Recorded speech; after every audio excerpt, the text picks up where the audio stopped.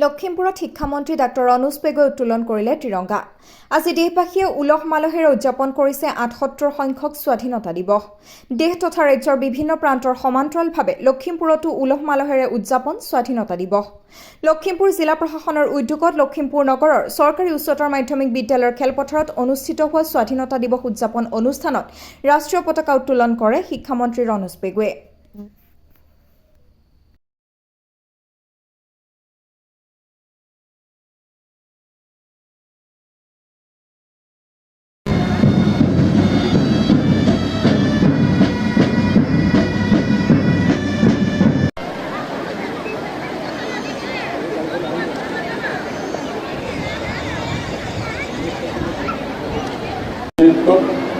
দৰিদ্ৰতা দূৰ কৰাৰ কাৰণে যি ফলপ্ৰসূ কাৰ্যসূচী লোৱা হৈছিল তাৰ ফলস্বৰূপে আজি আন্তঃৰাষ্ট্ৰীয় সংস্থায়ো এই কথা স্বীকৃতি দিছে যে ভাৰতবৰ্ষই দৰিদ্ৰতাক জয় কৰিছে।